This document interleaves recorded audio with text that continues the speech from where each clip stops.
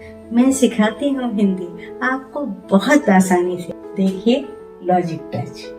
नमस्कार दोस्तों, आज मैं आपको सिखाने वाली हूँ हिंदी के वो शब्द जो अक्सर देखने में पढ़ने में एक जैसे होते हैं, लेकिन उनका अर्थ बिल्कुल भिन्न होता है, जिन्हें हम कहते हैं समरूपी शब्द।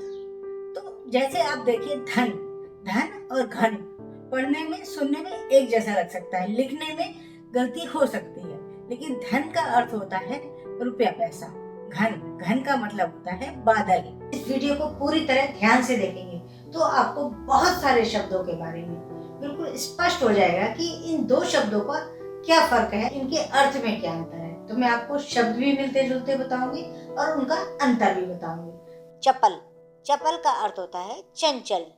चपला, चपला का अर्थ होता है बिजली। चर्म, चर्म का अर्थ होता है चमड़ा। चरम का अर्थ होता है अंतिम। चरित, चरित का अर्थ है जीवन गाथा, चरित्र, स्वभाव या आचरण। चिर, चिर का मतलब होता है सदा, बहुत समय। चीर, चीर कहते हैं वस्त्र। चिट्टा, चिट्टा का अर्थ है सफेद।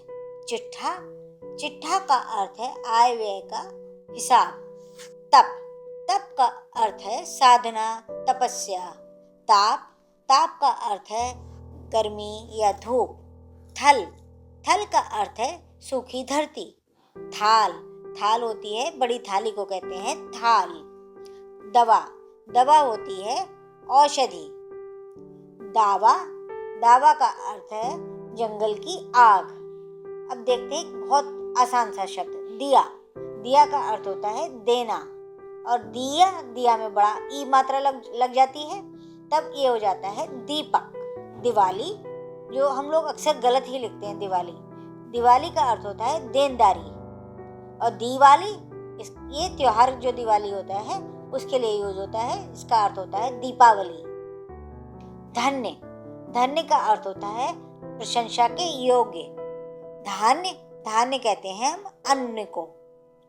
निश्चल, निश्चल का होता है कपट रहित, और निश्चल, निश्चल का मतलब है अचल, स्थिर। निदान, निदान का अर्थ है रोग की पहचान। और निधान, निधान का अर्थ है भंडार। पट, पट का अर्थ है वस्त्र या आवरण। और पाट, पाट होता है नदी का फैलाव। प्राचीन, प्राचीन का अर्थ है पुराना। प्राचीर, जब इसमें थोड़ा सा शब्द बदल जाता है, र लग जाता है, प्राचीर, इसका मतलब होता है चार दीवारी। परिणाम, परिणाम का अर्थ है नतीजा। और परिमाण, जो काफी मिलता जुलता है, उसका अर्थ होता है मापतौल। प्रमाण, प्रमाण का अर्थ होता है साक्षी। प्रणाम, नमस्कार, मिलते जुलते हैं प्रमाण, प्रणाम। अब अगला शब्द देखते हैं पवन। पवन का अर्थ है हवा।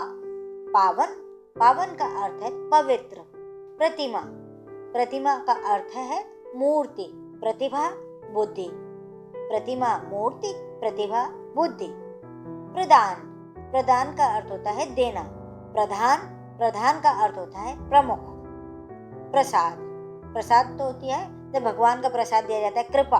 प्रासाद, प्रासाद का अर्थ होता है महल। प्रणय, प्रणय होता है प्रेम युक्त प्रार्थना। परिणय, ये वो था पहले प्रणय, ये है परिणय। परिणय का अर्थ होता है विवाह। बलि, बलि का अर्थ होता है बलिदान। और दूसरा बलि, इसमें बड़ी की मात्रा जब लग जाती है तब इसका होता है बलवान। मात्र, मात्र का अर्थ है केवल, मात्रा, इसका अर्थ है परिमाण। मंदिर, पहाड़ को कहते हैं मंदिर। पूजा स्थल जो होता है उसको कहते हैं मंदिर। योग, योग होता है किसी चीज का जोड़ होना, मिलाना। योग्य, इसमें यावन लग जाता है जब योग्य, उपयुक्त। विद्या, विद्या होती है ज्ञान या शिक्षा। विधा, विधा का अर्थ होता है प्रकार, ढंग। शस्त्र, शस्त्र का मतलब है हथियार। शास्त्र, शास्त्र का अर्थ है नियम, ग्रंथ। शिवा, शिवा पार्वती को कहते हैं या मुक्ति को कहते हैं। शिवा, शिवा का अर्थ है अतिरिक्त या अधिक। सदा, सदा का मतलब है हमेशा। सादा, सादा का अर्थ है सरल। सीमित, सीमित का अर्थ है सीमा में बंधा होना।